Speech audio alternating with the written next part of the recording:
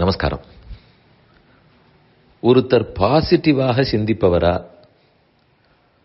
அல்லது நெகட்டிவாக சிந்திப்பவரா? யாரையோ சொல்லுவதை விட நாம் நம்மை பற்றி நினைத்து பார்ப்போம். நான் பாசிட்டிவானவனா நெகட்டிவானவனா? எப்படி முடிவு செய்ய?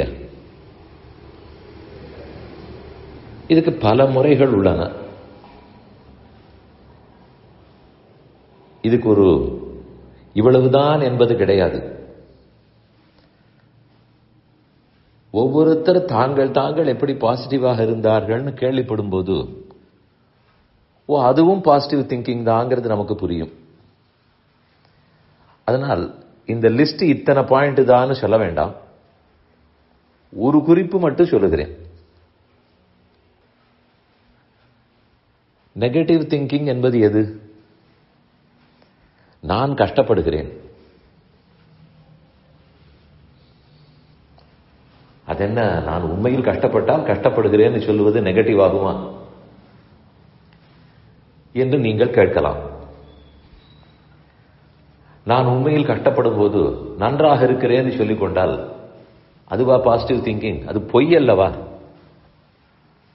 நான் உண்மையில் கஷ்டப்படுகிறேன், ஆனால் யாரோ ஒருத்தர் பாசிட்டிவாக திங்க் பண்ணு என்று சொன்னபடியாலே நான் உடனே மாற்றி ஆமாம் நான் சுகப்படுகிறேன் என்று நினைத்தால் அது உண்மைக்கு புறம்பானது. அது எப்படி பாசிட்டிவ் திங்கிங் ஆகும்? இப்படி கேள்வி வரும். அது உண்மைக்கு புறம்பானது அல்ல.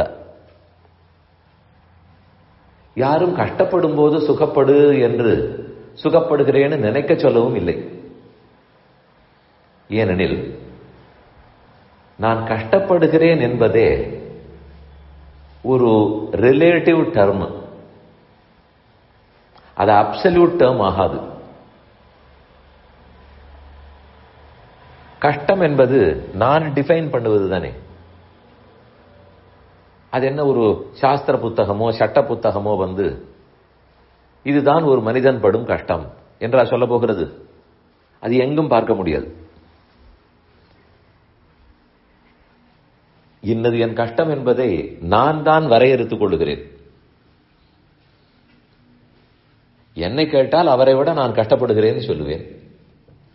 அவரை கேட்டால் என்னை விட தான் தான் கஷ்டப்படுவதாக சொல்லிக் கொள்வார். அப்ப இந்த டேர்மே டிஃபைன் பண்ணவே முடியாது. அதனால்தான் நான் கஷ்டப்படுகிறேன்னு சொல்லும்போது அதை ஒப்பிட்டு பார்த்து சொல்லும் சொல். மற்றவரோடு நம்மை ஒப்பிட்டு பார்த்து சொல்லுவது, நமக்கே நேற்று நிகழ்ந்தது நாளை நிகழப் போவதை நினைத்து ஒப்பிட்டு சொல்லுவது.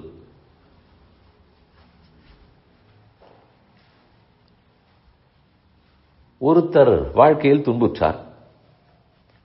எவ்வளவு நாள் துன்பப்பட்டிருப்பார்? 6 மாசம் துன்பப்பட்டார்.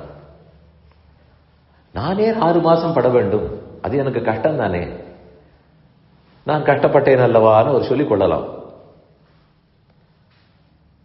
ஆனால் அவரே இன்னொருத்தர் 2 வருஷம் துன்பப்பட்டதை பார்த்தபோது அப்படி படவில்லையேங்கிறது புரியும். அதே ஆளே வேறொரு சமயத்தில் 2 ஆண்டுகள் கட்டப்பட்டிருந்தால் அப்போதே தேவலை 6 மாசம்தான் துன்பப்பட்டேன், அது துன்பமே இல்லை என்று சொல்லிவிடுவார். தலைவலி மண்டையை பிளக்கிறது, ஒரே துன்பம். அது ஒரு வாரம் கழித்து ஒரே வயிற்று வலி வந்தால் தலைவலியே தேவலை போல் இருக்கிறது, வயிற்று வலி தான் இன்னும் பயமாக இருக்கிறது. நெஞ்சு வலி வந்தால் இன்னும் பயமாக இருக்கிறது. எல்லாமே ஒன்றோடொன்று ஒப்பிட்டு பார்ப்பது.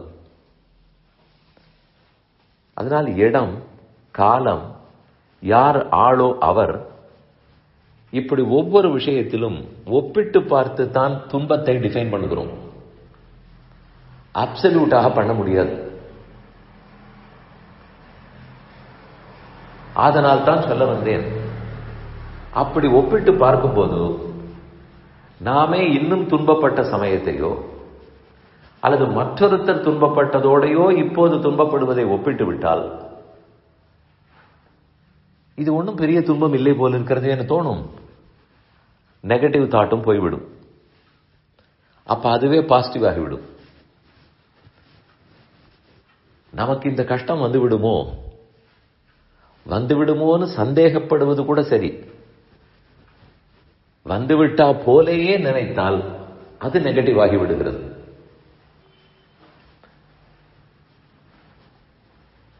அதனால் நானே துன்பப்பட வேண்டும், எனக்கு எதற்காக இந்த துன்பம் என்று சொல்லும் போதே கொஞ்சம் இன்டெஃபினட்டாக இருக்கிறோம். அது கன்ஃபர்ம்டா இதுதான் துன்பம்னு எந்த சட்ட புத்தகத்திலும் இல்லை. நமக்கு பாடி டெம்பரேச்சர் இருக்க வேண்டும் 98.6, பிபி இவ்வளவு இருக்க வேண்டும் 120/80, சுகர் இவ்வளவு இருக்க வேண்டும், ஏதோ ஒரு எண்ணிக்கை. இதெல்லாம் ஓரளவு கன்ஃபார்ம் பண்ணப்பட்டுள்ளது.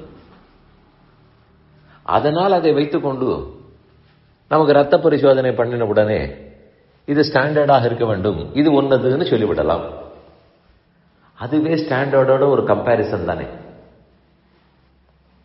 ஆனால் அதை போல ஒரு ஸ்டாண்டர்ட் பிக்ஸ் பண்ணுவதற்கு கூட மனித வாழ்க்கையில் வழி இல்லை.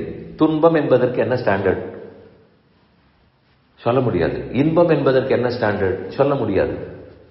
ஏதோ உபனிஷத்துக்களிலே யுவாத்யாத் சாது யுவாத்தியாயகா ஆசிஷ்டோ திருடிஷ்டோ பலிஷ்டா என்று மனித ஆனந்தம் என்னன்னு பொதுவாக சொல்லி இருக்கிறதே தவிர அவனவனுக்கு எது ஆனந்தம்னு யார் டிஃபைன் பண்ண முடியும், எது துன்பம்னு யாரால் சொல்ல முடியும்?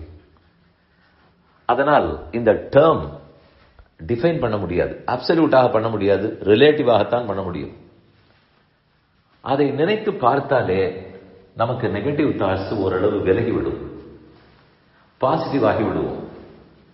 ஒப்பிட்டு பார்த்து நான் நன்றாகத்தான் இருக்கிறேன் சொல்லுவதற்கு எவ்வளவு நேரமாகும்? அது உண்மைக்கு புறம்பானதல்ல.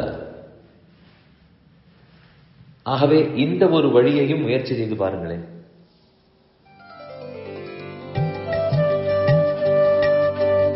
இந்த என் பணி ஆடியோவை உங்களுக்காக வழங்கியவர் வேலுக்குடி ஸ்ரீ கிருஷ்ணன் சுவாமி. இந்த ஆடியோவை தினமும் உங்கள் மொபைலில் பெற கிஞ்சித் என் பணி KINCHITENPANI